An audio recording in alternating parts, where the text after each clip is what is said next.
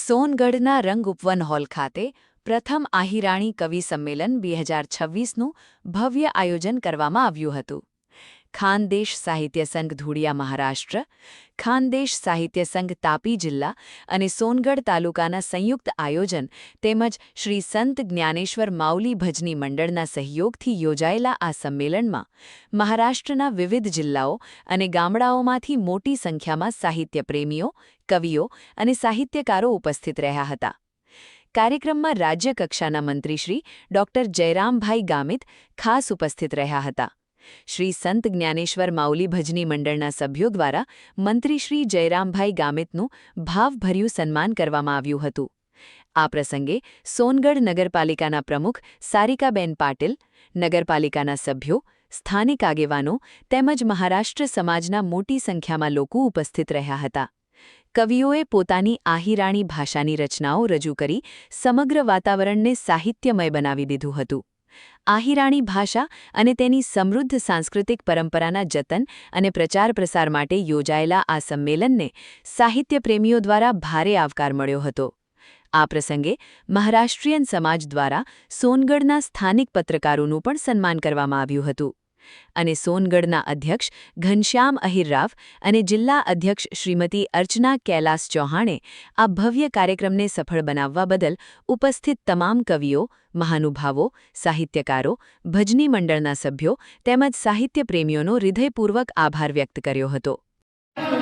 आज सोनगढ़માં ખાનદેશ સાહિત્ય સંઘ મહારાષ્ટ્ર રાજ્ય પ્રેરિત ખાનદેશ સાહિત્ય સંघ तापी जिल्हा आणि खानदेश साहित्य संघ सोनगढ़ तालुका यसना वती खाल आठे सोनगढ़માં पहिलं आहिराणी कवी संमेलन જેલે સાહિત્ય સંમેલનનું સ્વરૂપ છે અને તેના 20 ભાષણ બી હોય ને એનામાં આહિરાણી ખાનદેशी ભાષાના ઇતિહાસ હોય.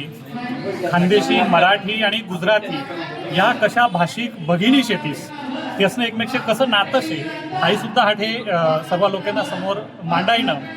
कारण की आपले माहीत शे की महाराष्ट्र आणि गुजरात एकमेकनी सीमाला लागीच शेतात हाऊ प्रदेश महाराष्ट्रना आणि महाराष्ट्रना सीमावर्ती भाग गुजरातना असं सर्व एकमेकना नातं गोतं एकमेकना धागा दोरा एकमेक शे आणि रोजगार निमित्त, उद्योग व्यवसाय निमित्त असंख्य खानदेशी जसं महाराजांनी सांगितले 50 लाखापेक्षा अधिक लोके म्हणजे सुरत, अहमदाबाद, धुळी इकडे आपलं सोनगढ़, व्यारा वगैरे अजून पण संख्या गुजरात राज्याना उद्योग व्यवसाय निमित्त एकमेकशे जे काही आठे ऋणानुबंध जुळेल शेतस त्या खूप मोल ना येतात आणि त्या ऋणानुबंध फक्त माणूस रोजगार व्यवसाय निमित्त आठ येईल नाही तर आपली संस्कृती, आपला सण पावन ज्या काही होती, आपला राहण सहान होई, पेहराव होई, आपलं खाद्य संस्कृती होई आणि आपलं लोकवाङ्मय, साहित्य, ओवी वाङ्मय, कविता, कथा, कादंबऱ्या हाही सुद्धा आहिराणीમાં જે કંઈ ભરભરીસન लिखायल છે એनं गुजराती भाषानं सुद्धा खूप मोठं नातं છે आणि ते नातं अधिक दृढ करासाठी आहिराणी खानदेशी संस्कृती समृद्ध करासाठी तिनं संवर्धन करासाठी आज आंतरराज्य पद्धतनं कवी संमेलन सोनगढ़માં आठे खानदेश साहित्य संघना वती खाल आयोजित करेल છે.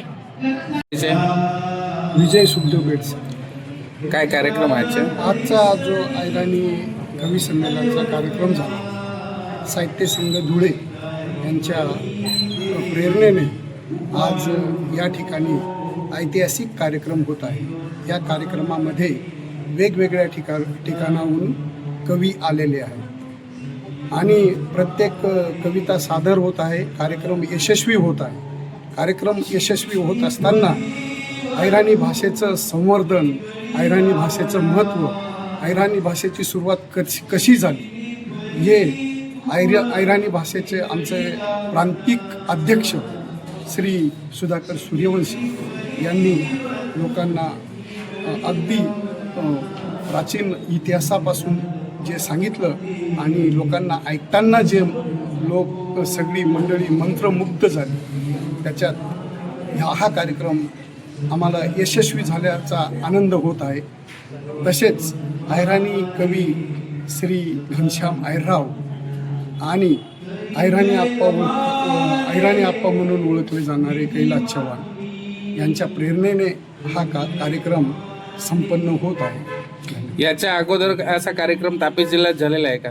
असा कार्यक्रम आत्तापर्यंत कधी झाला नव्हता, परंतु मागच्या 1 वर्षापूर्वी जेव्हा घनश्याम अहिरराव आणि तापी जिल्हा अध्यक्ष कैलास चव्हाण साहेब यांना धुळे खानदेश साहित्य संघाकडून जेव्हा अध्यक्षपद मिळालं आणि त्या दिवसापासून दोन्ही कवींनी साहित्यिकांनी जे कार्य सुरू केलं आणि ते कार्य सुरू करत असताना लोकांना जागृत केलं आणि त्या जागृतीचा आज आपल्याला जो कार्यक्रमामध्ये यशस्वीता आणि हा आनंद दिसत आहे.